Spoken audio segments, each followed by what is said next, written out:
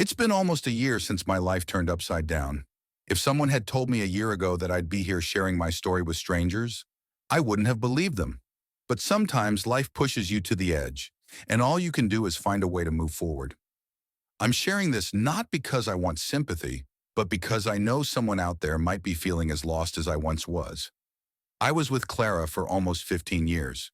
We met when we were young, at a time when the world felt simple. She was funny, outgoing, and full of life. I'll admit, I was smitten from the start. We quickly became inseparable, and I honestly believed she was my soulmate. We got married after 5 years of dating. Our wedding day was one of the happiest days of my life. Looking back, it's strange to think how different things are now. Our life together wasn't perfect, but whose is? Clara had her struggles. She hadn't worked in years and often seemed overwhelmed by the simplest things. I chalked it up to stress. She had a way of making me feel like her rock, the one person she could rely on when the world felt too much for her. That's the thing about love. You sometimes mistake being needed for being loved. Over the years, little things started to bother me.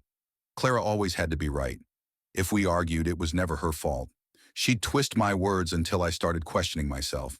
But I loved her, so I let it slide. She had a few strange habits, too, like messaging random people online. Some of these people were guys, others were couples. She'd laugh it off when I brought it up, saying they were annoying and she wasn't interested. I believed her because I wanted to believe her. Then a week after our 10-year anniversary, she said she was going to visit her parents. It wasn't unusual. She often visited them, but this time felt different. She didn't call as much as she usually did, and when she finally did, something in her voice seemed off. A few days later, she called again and dropped a bombshell. She wanted a break. I was blindsided. We had just celebrated 10 years of marriage. How could she suddenly want space? I tried to get her to talk about what was bothering her, but she was evasive. She told me she needed me to leave the house. I couldn't wrap my head around it. This was our home, the place we had built together. When she returned a few days later, I confronted her. After a lot of back and forth, she admitted she had been unfaithful. She didn't cry or show any sign of remorse. It was like I was talking to a stranger. She lied about so many things: her feelings, her actions, even her drug use. I found pills in her bag and messages on her phone that made my stomach turn. She was part of a chat group where people shared explicit content. Seeing those messages felt like a dagger to the heart. The next day, I filed for separation. I couldn't stay in that house with her anymore. My job and my family helped me through the process. Clara didn't make it easy.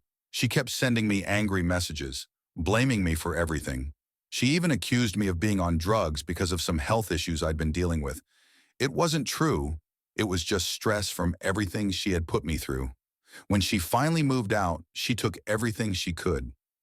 I lost my home, my sense of stability, and my cat, a sweet companion I had loved for years. Clara never cared for the cat, but I couldn't keep her because I had to move back in with my parents. Giving her up was one of the hardest things I've ever had to do. People around me said I looked better after the separation, but I didn't feel it. Inside, I was a mess. I couldn't sleep. I couldn't stop thinking about how she had betrayed me. I blocked her on everything, but the memories lingered. Every time I closed my eyes, I saw the life we had built together falling apart. A few months passed, and I decided to take control of my life. I joined a gym. At first, it was just to get out of the house, but it quickly became my therapy. I started meeting new people, though I wasn't ready to date. It felt like cheating, even though Clara and I were done. I spent my days going for walks, driving aimlessly, just trying to find some peace. Then Clara started causing trouble again. She sent a cease and desist letter through a lawyer, claiming I was talking about her to mutual friends. It was ridiculous. The letter was full of typos and made no sense. I knew it was just another attempt to provoke me, so I ignored it. But she didn't stop there. She started harassing the friend I'd given my cat to, claiming she was worried about the cat's well-being. It was laughable because she had never cared about the cat. My friend ignored her too. Eventually, I found out Clara was in another relationship. It felt like a punch to the gut. I didn't want her back, but it hurt to think she had moved on so easily.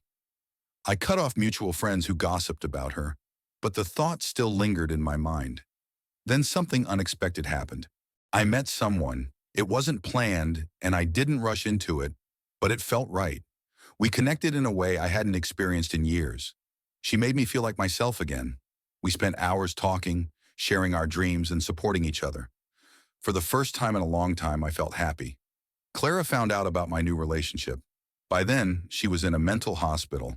She called me from a private number, saying she had been diagnosed with bipolar disorder and borderline personality disorder. She told me she had tried to take her own life. I felt sorry for her, but I couldn't let her back into my life. She even asked if we could get back together or co-parent with my new partner. I told her no. I was finally moving forward, and I wasn't going to let her drag me back. Now, a year later, my life looks completely different. I have a beautiful daughter and an amazing partner who makes me feel whole again. Clara's actions nearly broke me, but they also taught me how strong I am. If you're going through something similar, know this: it gets better. You'll find your way, even if it feels impossible right now. Don't give up.